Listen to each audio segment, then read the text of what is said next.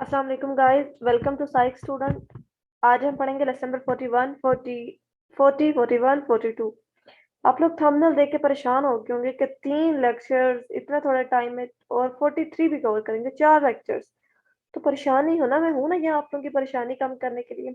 Actually में जो 40 और 41 लेक्चर्स हैं उसमें वही बात डिस्कस की गई है जो कि 42 में दी गई है। ठीक है, तो इन्होंने गलती से जो हैंडआउट्स हैं उन्हें कुछ इस तरह मतलब के प्रिंट कर दिया कि वो मिस्टेक है, और 40 और 41 में आपको वही कुछ मिलेगा जो हम हमें लेसन नंबर 42 में मिलेगा। इसलिए हम लेसन नंबर 42 को स्टार्ट करते हैं। आप लोग अपने तसल्ली के लिए देख भी सकते हैं, बिल्कुल ऐसा ही है। अच्छा, perspective are domains of personality psychology. सबसे पहले से बात की गई है डिस्पोजिशनल की। डिस्पोजिशनल में उन्होंने कहा है कि लोग जो होते हैं उनके आपस में बिहेवियर और ये sorry for that emotions, self concept और साइकोलॉजिकल करेक्टर एक दूसरे से डिफरेंट क्यों होते हैं। ठीक है, और जिसे मतलब इन तमाम चीजों का एक दूसरे से डिफरेंट होना डिस्पोजिशनल कहलाता है। और इन डिफरेंस को किस तरह डेवलप किया जाता है और किस तरह मेंटेन किया जाता है। How many personality traits exist, कितनी पर्सनालिटी ट्रेट्स जो है वो एग्जिस्ट करती हैं। आगे उन्होंने दो किस्म की नेचुरल लैंग्वेज अप्रोच बताई हैं, the statistical approach and the theoretical approach. How are traits are measured, trait को किस तरह मैयर किया जाता है। Traits are used in selecting people for specific careers for specific education. उसके बाद बात की गई है कैटल फैक्टर्स एनालिसिस की, कि एक ऐसा मेथड इसमें ट्रेड्स को डिस्कवर किया जाता है डिफरेंट बिल्डिंग ब्लॉक्स की पर्सनालिटी को के जरिए। अब different building blocks of personality कौन से हैं, ये इंपॉर्टेंट क्वेश्चन है। Unique trade, common trade, surface trade और सोर्स ट्रेड्स। नीड क्या होती है, एक ऐसी नीड जो कि इंसान से डिफरेंट फंक्शंस परफॉर्म करवाती है। प्राइमरी एंड सेकेंडरी होती है, overt need and covert need, focal need and diffuse need, proactive need and reactive need. ये हम पिछले लेक्चर्स में बहुत ज्यादा एक्सप्लेनेशन से पढ़ चुके हैं। और अगर बात की टैट की, TAT was developed Morgan and Murray theoretic जो टेस्ट एप्रिसिएशन टेस्ट पढ़ा था उसके बारे में बात की जा रही है, जिसमें बेसिक ह्यूमन मोटिव्स जो होते हैं वो एग्जिस्ट करते हैं। बायोलॉजिकल बायोलॉजिकली उन्होंने कहा है कि बायोलॉजिकल अप्रोच से जो 3 एरियाज हैं, genetics, psychophysiology and evolution, इन पर स्टडी किया उन्होंने।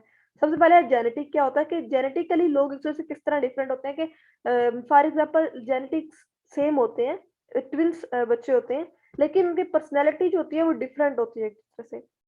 साइकोफिजियोलॉजी में उन्होंने कहा है कि पर्सनैलिटी को समराइज किया है कि इस पे नर्वस सिस्टम के फंक्शंस पाए जाते हैं, जैसा कि neurotransmitter, cardiac reactivity and links between hormones and personality. आगे इवैल्यूएशन में उन्होंने फिर डिफरेंट अज्यूम्स बता दिए, मतलब डिफरेंट टाइप्स बता दिए। Selective reading, family studies, twin studies, adoption studies, ये एवैल्यूएशन में पाई जाती हैं। द इंट्रासाइकिक अप्रोच में उन्होंने क्या बात की है, कि बेसिक नीड होती है एक तो इंसान की, जो इंसान के अपने जरूरियात होती हैं, और एक डिमांड ऑफ सोसाइटी होती है, सोसाइटी की वजह से इंसान को वो काम करना पड़ता है। इसके बारे में स्टडी किया था जंग और एडलर ने एंड कैरन हॉर्ने ने। The cognitive and experiential approach, इसमें उन्होंने फोकस किया कोग्निशन पे एंड सब्जेक्टिव एक्सपीरियंसेस पे, जैसा कि conscious thoughts, feelings, beliefs and desires. और फिर उन्होंने कहा कि क्या इस पर फोकस किया कि क्या डिफरेंस है कोग्निशन में, परसेप्शन, इमोशनल सेल्फ में, और किस तरह इसको समझा है डिफरेंट एक्सपीरियंस को, कि पर्सन्स का पॉइंट ऑफ व्यू दूसरा डिफरेंट कैसे होता है।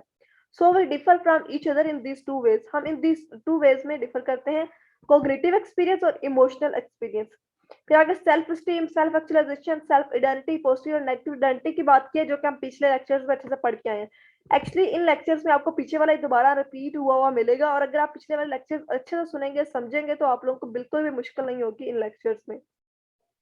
फिर सेल्फ स्टीम और सेल्फ एक्चुअलाइजेशन में वही बात बताई हुई है कि self real and ideal, self is a description, self as identity, introvert और एक्सट्रोवर्ट, ये सारा कुछ हम पढ़ के आए हैं। Theories related to self concept, इसके बारे में पढ़ा है। सोशल एंड कल्चर, सोसाइटी और कल्चर के बारे में भी हम बहुत ज्यादा एक्सप्लेनेशन से पढ़ के आए हैं। सोशियोलॉजी के सब्जेक्ट में भी हमने पढ़ा है। इसमें उन्होंने बेसिकली बात ये की है कि साइकोलॉजी होती है वो ब्रेन, नर्वस सिस्टम और जीन्स की इंडिविजुअल से ही, मतलब हम साइकोलॉजी सॉरी पर्सनैलिटी को डिस्कस नहीं करते, और यही चीजें जो है वो पर्सनैलिटी में रोल प्ले नहीं करती, बल्कि सोशल और कल्चरल कॉन्टेक्स्ट एक बहुत इंपॉर्टेंट रोल है हमारी पर्सनैलिटी में। इसमें सबसे पहले उन्होंने बात की है कि सोशल उसकी सॉरी ऊपर चला गया, पर्सनालिटी के जो सबसे पहले इफेक्ट करते हैं हमारे सोशल इंस्टीट्यूशंस, उसके बाद सोशल रोल्स, इसमें सोशल एक्सपेक्टेशंस और रिलेशनशिप पाए जाते हैं। उसके बाद फिर culture and society makes up the roles that influence. Culture और सोसाइटी जो होती है वो हमारे रोल्स बनाती है, जैसे कि सोशल इंस्टीट्यूशन, सोशल रोल। ये अजीब से लग था, सारा कुछ वही रिपीट किया हुआ उन्होंने बार बार। इधर मजे की चीज उन्होंने ये बताई है कि इंटरेस्टिंग चीज ये है कि कल्चर्स और सोसाइटीज में सिमिलैरिटीज ज्यादा होती हैं, डिफरेंसेस कम होते हैं। वो किस तरह के लोग गम के मौके में एक जैसा इजहार करते हैं, खुशी के मौके में भी एक जैसा इजहार करते हैं। इस तरह बहुत सी सिमिलैरिटीज होती हैं, वो सेम होती हैं, सिमिलैरिटीज ज्यादा होती हैं। एडजस्टमेंट क्या होता है? एडजस्टमेंट ये होता है कि आप डिफरेंट किस्म की पर्सनैलिटी के रोल्स को किस तरह अपनी डेली लाइफ में अडॉप्ट करते हैं। जैसा कि एक हमारे पास स्ट्रेस जो होता है उसको हम किस तरह डिफरेंट तरीकों से फेस करते हैं। फॉर एग्जाम्पल खुशी का भी एक स्ट्रेस होता है, गम का भी एक स्ट्रेस होता है, और फिर खुशी के मौके पे लोग किस तरह का इजहार करते हैं और गम के मौके पे किस तरह का इजहार किया जाता है। उसके बाद उन्होंने बात की कि पर्सनैलिटी जो है बहुत ज्यादा इंटरलिंक करती है हमारी हेल्थ इश्यूज से भी, जैसा कि heart disease, sleep, diet, role of exercise in long life of an individuals. उसके बाद इन्हें पर्सनैलिटी को मतलब कहा है कि हम डिफरेंट चैलेंजेस और डिमांड ऑफ लाइफ में भी से एडजस्ट करते हैं, इसकी हेल्प लेते हैं यूनिक वे में, और focus of physical health and mental health. We face stress every day and direct it as well. हमें मतलब कि डिफरेंट किस्म के स्ट्रेस मिलते हैं, खुशी का स्ट्रेस, गम का स्ट्रेस, जिन्हें हम डिफरेंट तरीकों से फेस करते हैं। आगे लेसन नंबर 43 है the grand theory of personality. इसमें बेसिकली हम ये पढ़ेंगे कि जितनी भी हम पीछे थ्योरीज पढ़ चुके हैं उनको दोबारा से रिवाइज करेंगे। 17 थ्योरीज हम पढ़ चुके हैं, उसमें किस कौन कौन सी पर्सनालिटीज शामिल है उनके नाम बताए हुए हैं। फिर बताया हुआ है कि 3 फोर्सेस ऑफ साइकोलॉजी थी, जिसमें सबसे पहले साइकोएनालिसिस थी, उसमें इन तमाम जो नीचे लिखे हुए पर्सनालिटीज ने रोल प्ले किया। उसके बाद सेकंडली बिहेवियरिज्म थी, उसमें इन पर्सनालिटीज ने रोल प्ले किया। थर्ड हमारे पास फिनोमोलॉजी है, इसमें इन पर्सनालिटीज ने रोल प्ले किया। उसके बाद फ्राइड थ्योरी में कौन कौन से फॉलोइंग मतलब के पॉइंट्स शामिल थे जिस पर उन्होंने स्टडी किया, वो बताए हुए हैं। साइकोसेक्सुअल स्टेज ऑफ डेवलपमेंट की बात हो रही है। बेसिस ऑफ करेक्टर टाइप्स में एंजाइटी और रियलिटी, न्यूरेटिक, मोरल पाए जाते हैं। उसके बाद जंग्स थ्योरी की बात हुई, उन्होंने persona, anima, animus, shadow self पे बात की थी। Stages of development, Adler's theory, जिसमें हमने जो है इंफीरियोरिटी और डिफरेंट स्टेजेस ऑफ डेवलपमेंट पढ़े थे।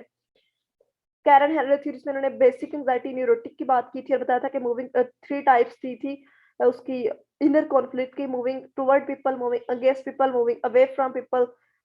उसके बाद रियल सेल्फ और आइडियल सेल्फ के बारे में बात की थी। ईगो साइकोलॉजी, सेकंड बिहेवियरिज्म में फिर वही बातें बताई हुई हैं। बेसिकली ये सारा पीछे वाला रिवाइज हो रहा है। अगर आप लोग ने पिछले लेक्चर अच्छे से समझेंगे तो ये लेक्चर आपके लिए बिल्कुल भी मुश्किल नहीं है, बल्कि हेल्पफुल है कि आपको सारी चीजें एक ही जगह पे मिल रही है। तो आप इस लेक्चर की मदद से भी काफी ज्यादा अच्छे से तैयारी कर सकते हैं।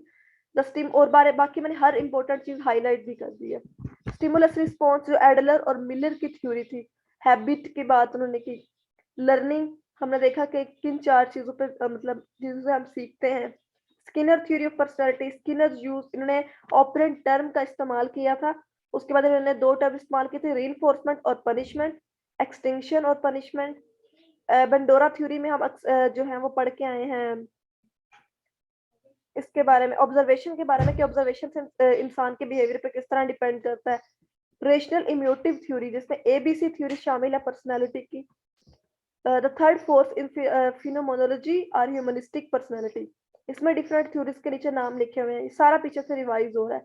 मैस्लो थ्योरी, जिसके अंदर हमने बात की है कि बेसिक इसका कॉन्सेप्ट ये है कि उन्होंने कहा था, जो हमारे अब्राहम मैस्लो जो पर्सनालिटी, उन्होंने कहा था कि इंसान जो कुछ करना चाहता है वो ये एबिलिटी रखता है कि वो हासिल कर लेता है। और बहुत सारी ऐसी पर्सनालिटीज है जिन्होंने रोल प्ले किया और कुछ हासिल करने की लगन में जो उन्होंने जदोजहद की तो उन्होंने वो हासिल कर लिया, जैसा कि कायदे आजम और इमरान खान वगैरह।